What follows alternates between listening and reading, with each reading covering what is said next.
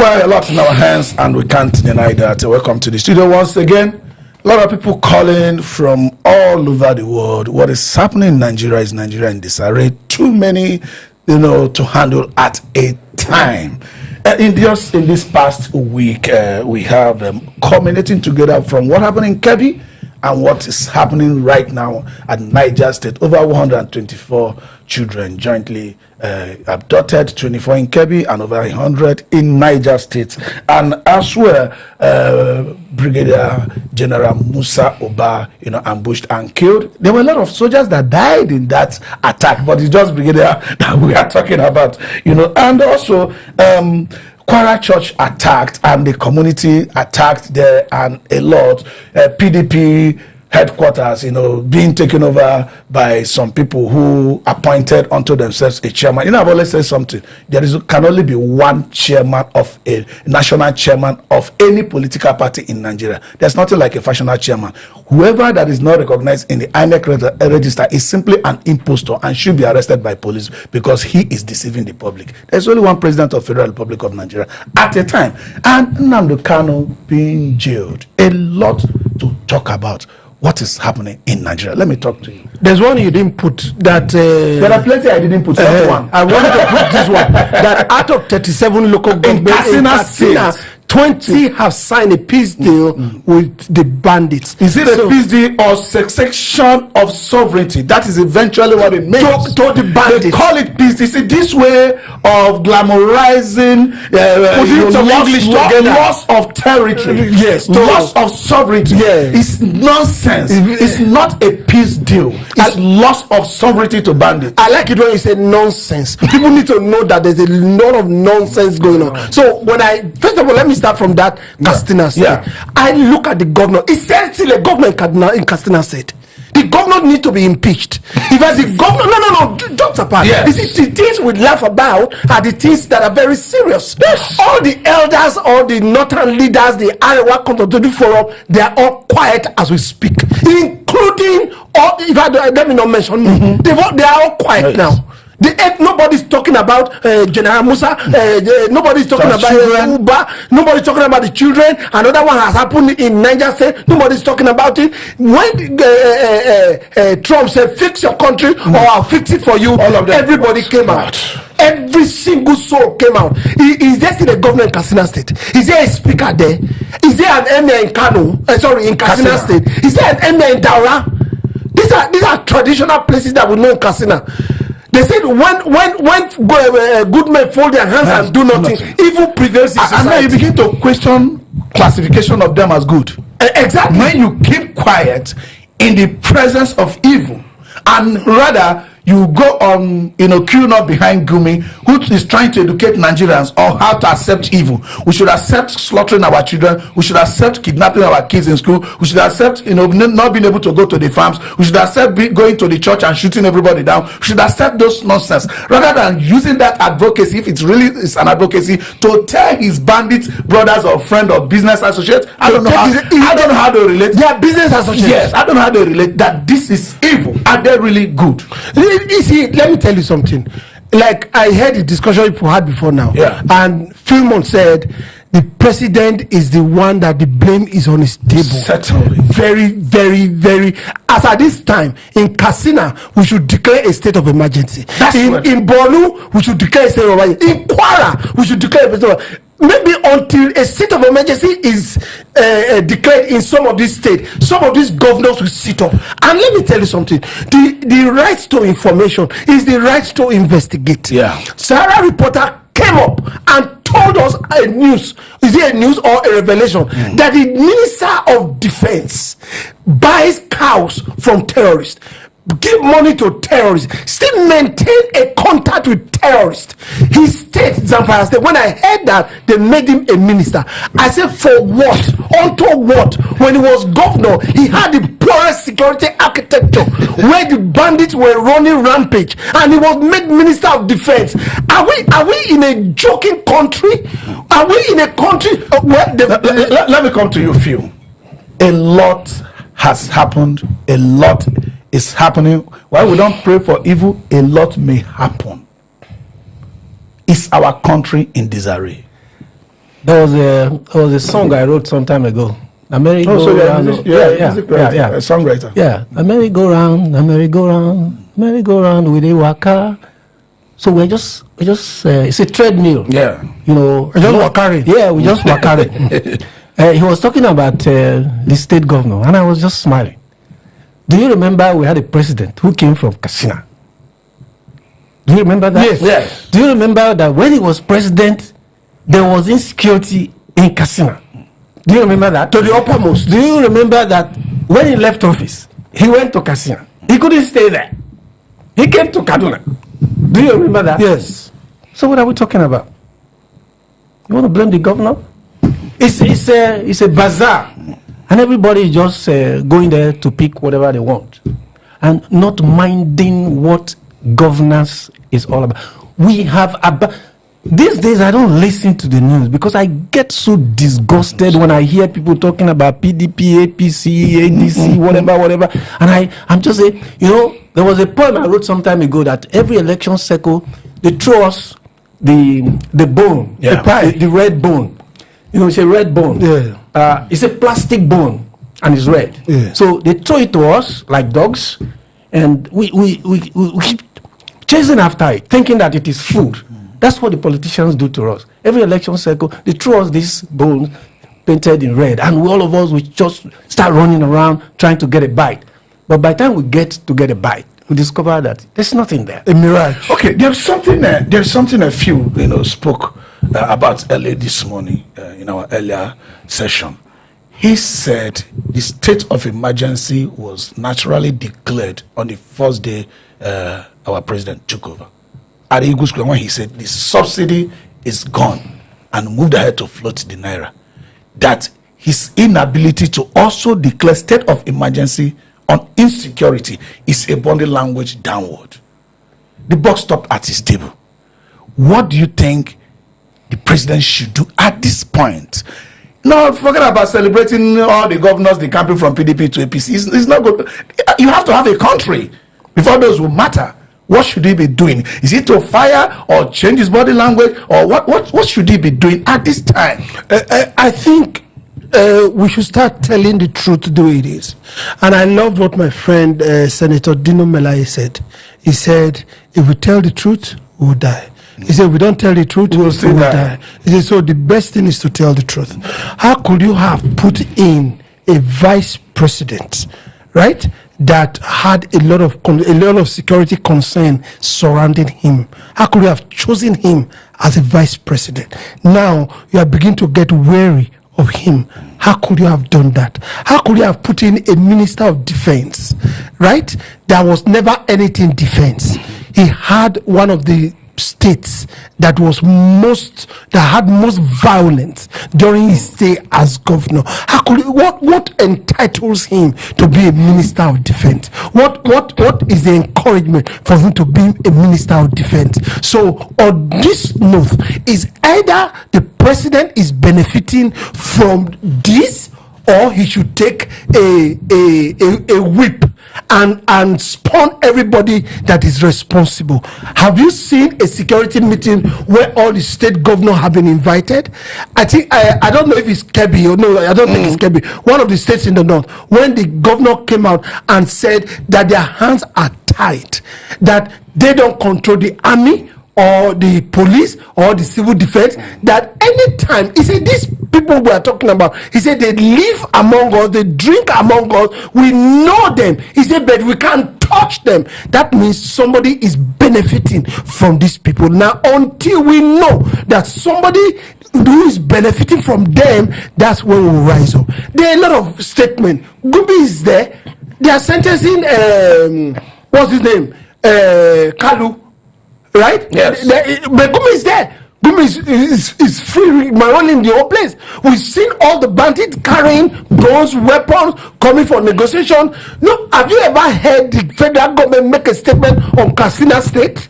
No. Now, until they begin to do this. That picks me what I'm going to talk to you, Phil. You know, when Trump released that tweet, everybody went haywire, sovereignty, blah, blah, blah, and all that. Oh, which is beautiful, like I've always said. We want our sovereignty intact.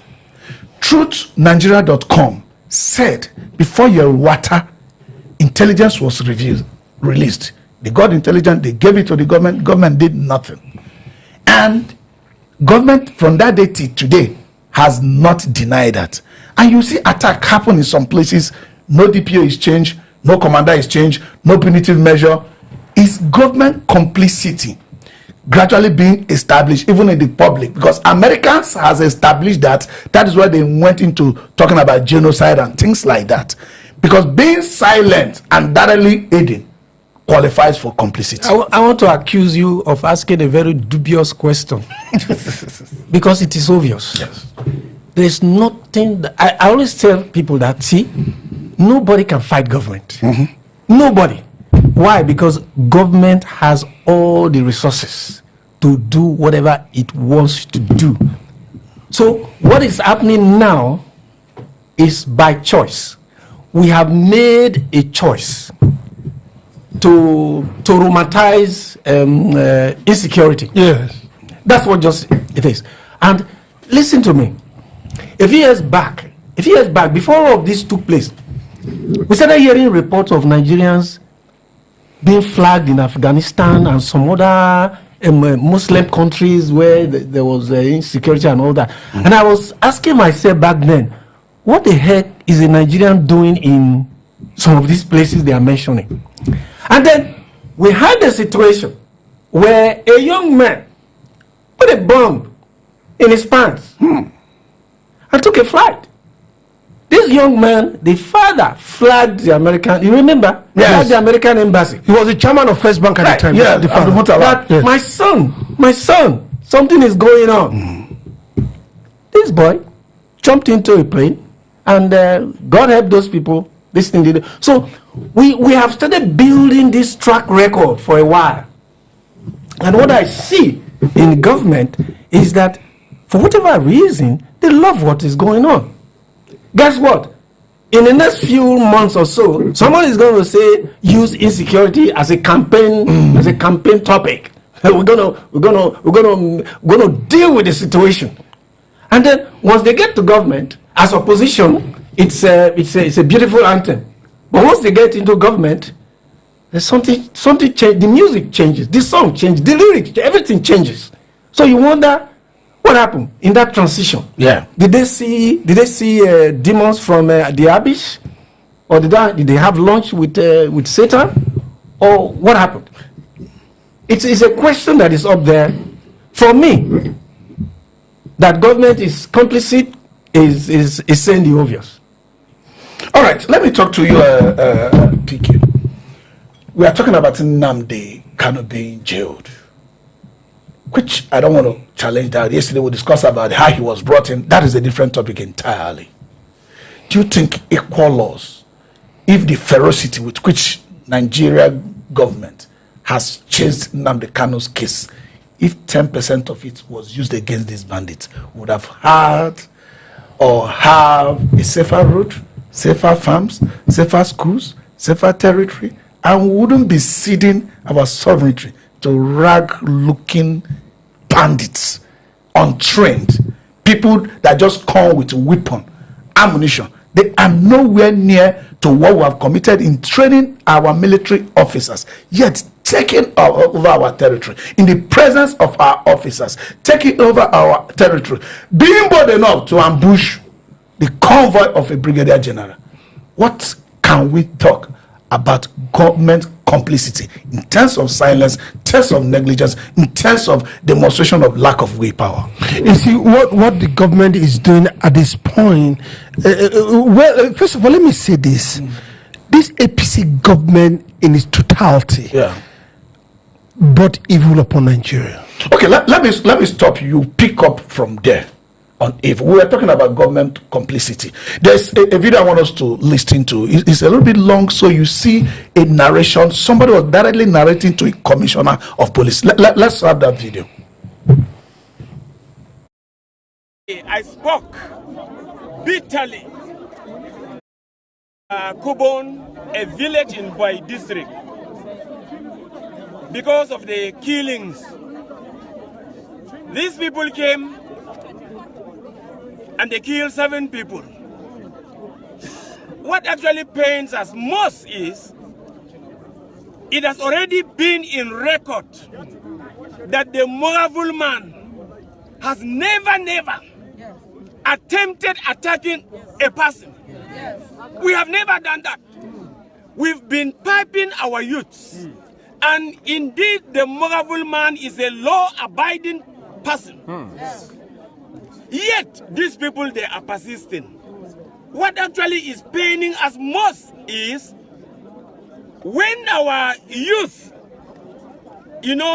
stand to defend, to react, the security personnel are fighting us.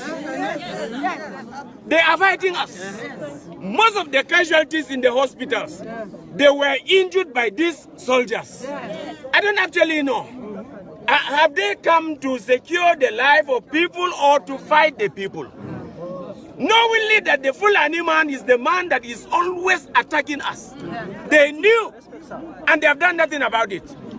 Besides that also, I want to say this to your hearing, Commissioner of Police. Hear this very, very well.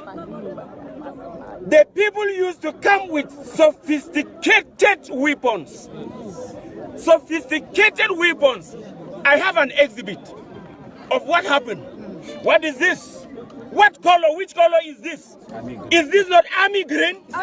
This is what they use. But when our boys will stand with their local, I say local, just local made gun to protect their land, your people will fight them and will also collect it. We are bitter about that one. We are bitter about that one. And so we want to say this categorically, that if these people will not, if they will not support us, if they will not support us, please clear them away.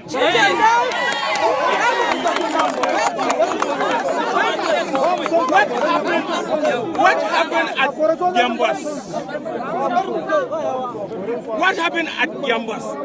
The soldiers were sending our youth away, and the Fulani people were burning our houses, and they didn't stop them. And they just stood, and they allowed them to burn our houses. Nothing was done about that. Sir, enough is enough. What this woman has just said, I want to emphasize on that. People saw it. After the killings, the soldiers brought 3 hillocks and they convey all the Fulani man back. How do we interpret that? That is our grievances. Thank you for coming, creating your time to. All right, welcome back to the studio. You were talking about evil of APC, meaning that you were making it clear that we never had it this bad during the PDP. Certainly not in the history of Nigeria, where people will report, a matter to law enforcement agent rather than the law enforcement agent taking action against the people who attack us. Then action will appear to be against the victims. The former CDS, that's Chris Musa, he said something. He said, when Boko Haram started from Borno State, he said, we all know the story. Even though all of us right now are pretending as if that story is not too clear. It started with Ali Modu Sharif. From Ali Modu Sharif transferred to the vice president right now, who was governor for 8 years in Borno State. Now, could he have been nipped in the bud? Sure, certainly. We knew the source, then it started spreading from one place to the other. It went to Yobe, it went to the other state, Yola, and all that region were engulfed. And these places, where were the source? They were all APC states. If you look at it very well, they were all APC states. Now, the APC now came in, and not only did they enable the Fulanis, because by all statements, by all standard, the former president spoke and said they should go and look for old Fulani cattle ways. Now, if a road has been built there, a school has been built there, whatever, so development has come there, that means it should be demolished so that the cars can pass and the people won't be able to pass. So by every standard, you can look at it that it was the enablers of this particular terrorist act that has spread now. We now have different names that we call them. Either bandits, Boko Haram, or Fulani headsmen. I mean, at a point we try to water it down. We say farmer headers clash. Yes, nothing like do you understand? There's nothing like farmer headers clash. Now, this APC government, for the first time, Okafor, we are seeing governors moving from one party to the other. I mean, en masse. The party that everybody should be running away from, the party that has excreted in the whole center market, that's the party everybody is now moving into. I mean, there's something wrong somewhere that we don't know about. No, that's the truth. All the southern governors, eastern governors, they have moved all to APC. The ones that were doing well, the one now, they've all moved on to APC. I mean, what's the madness about? Okay. You heard him talk about governors moving into APC. Yeah. Do you think the way the security situation is now, even the policy itself, that they might be regretting that mopping everybody into APC is not going to solve anything? It would rather create a greater problem that they have not envisaged. Like, for example, I was so sure they never envisaged Trump's tweets. And as we speak, I think NSA and the delegates and they are now in the US, right? Yes. It was probably not part of their plan 3 months ago. Meaning there are certain things these people do not envisage. I've always told them here, politics is a game, we agree, but this game, you must allow it to be played. Otherwise, the consequences of not allowing it can be dangerous. Well, I look at it somewhat differently. Yeah.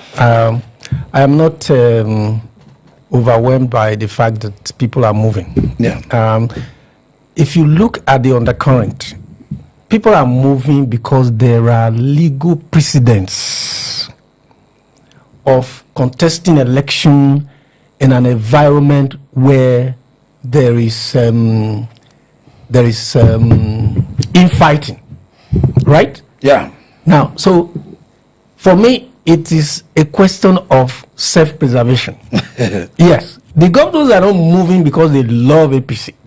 All right. They are moving because if they stay where they are, as it is today, legally, they are trading in very dangerous territory. I feel like are you justifying their movement? No. Because the way your tone sounds, No.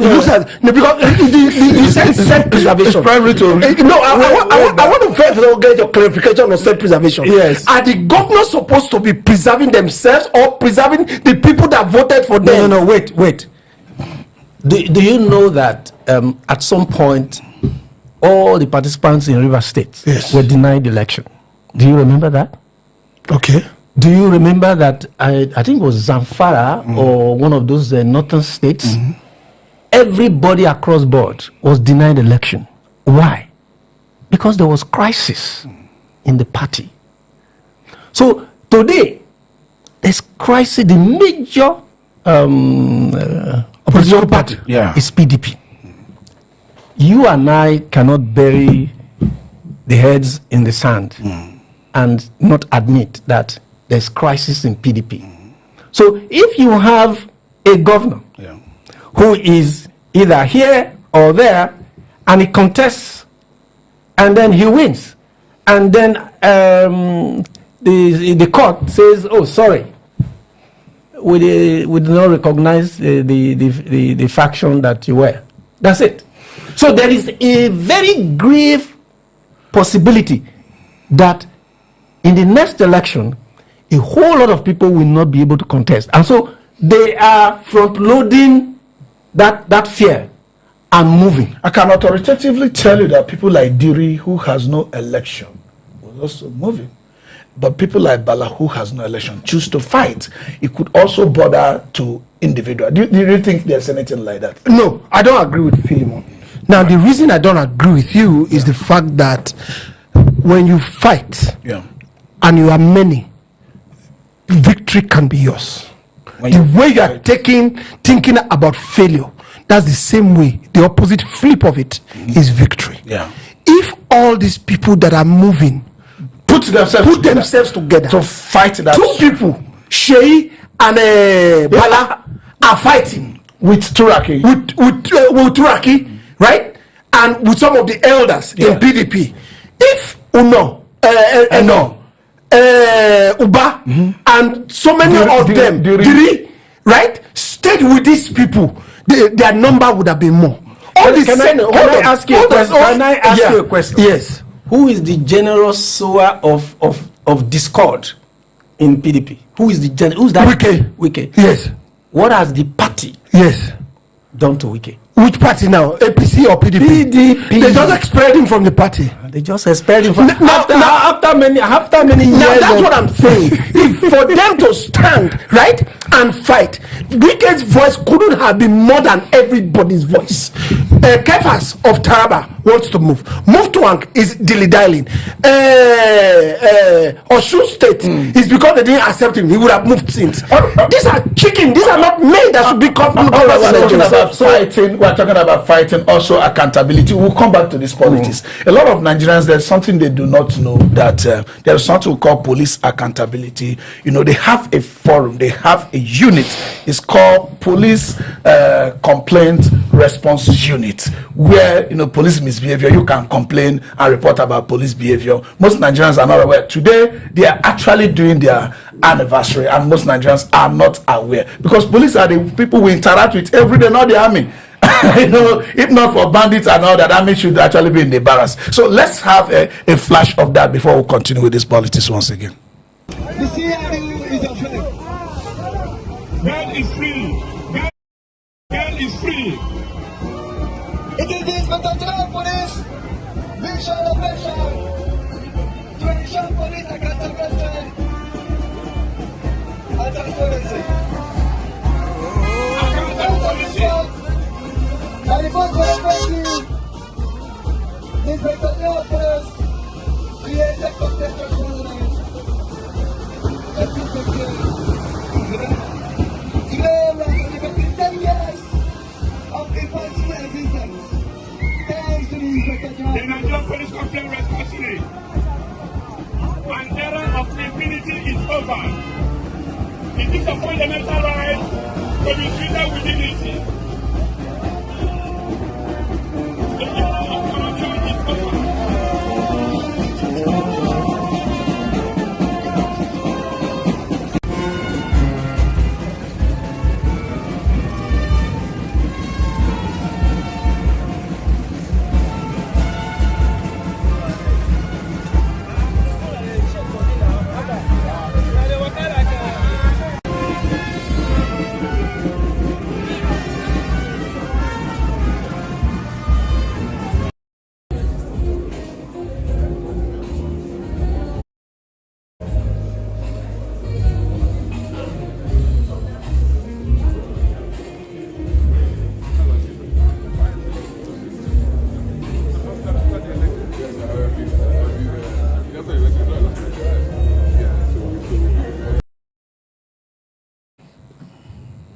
All right, it started off with a lot of procession around Abuja to many diplomatic hotspots, embassies, and all that, and is accommodating with reception.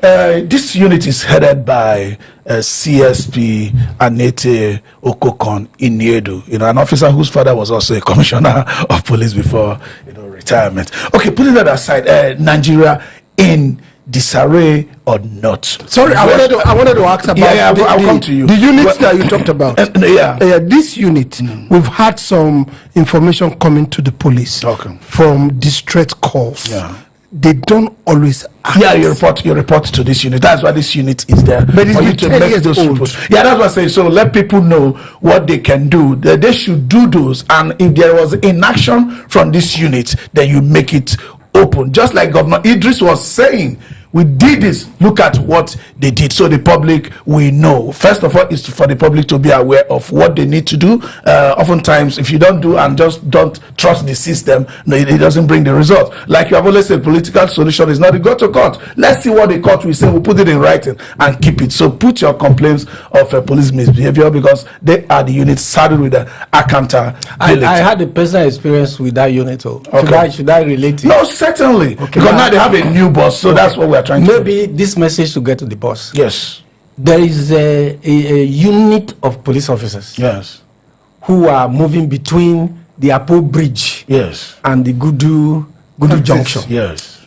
All they are doing is extort money from people. Good. So I called the unit. And do you know the funny question this lady asked me? Do you know what unit they are from? That was number one question. Yeah. Two, do you have any of their telephone numbers? And I was thinking, these are people who are doing illegal work. There's no way. You are asking me whether I have the telephone number of or any of the officers. And I was wondering, what level of human thinking is that you should put such a person in that kind of role to interface with the public. So if the new boss is listening, these guys are still doing it as of today. Yeah. You say from where to where? From the Apo Bridge to Gudu Junction. Yes. From Apo Bridge to Gudu Junction. CRU, as you celebrate your 10th anniversaries today, you need to know what is happening between Apo Bridge to Gudu Junctions. Those officers there, you need to know what they are doing. So coming back to Nigeria being in disarray, do you think the president feels Nigeria is in disarray? You know, he once mentioned that opposition were in disarray, that it gives him joy. I don't think it will give him joy now that Nigeria is just about in disarray. When you ask that question, I gave you a scenario. Yeah. What happens when politicians are in opposition? Mm-hmm. What they say, what they will do, the protests they engage themselves in, and then when they transit into power, that same thing that they were doing, somebody else will start doing it. And what is the reaction? So it's not a question of whether the president is feeling it. Yeah. It is a question of, do I really care? Should I really care? It's not a question of whether the president is feeling it. It's a question of whether I should take action or not. The president that we know right now, I wonder why he has not visited Kebbi. I wonder why he has not visited Maiduguri to see first-hand information of how officers died. I wonder why he has not visited 24 local governments in Katsina. In fact, they've not to be sure that our sovereignty is intact. This thing has been on the news for the past 2 months. Every day, one local government going. Nothing has been done. All right, I think I'm going to pick you there. We don't know why president has not visited Katsina in particular, where it is officially stated that such numbers of local government is in the hand of bandits. And we've seen northern leaders, especially, you know, they were outraged that Donald Trump said, fix your country, otherwise we'll come and remove the terrorists there. We'll be right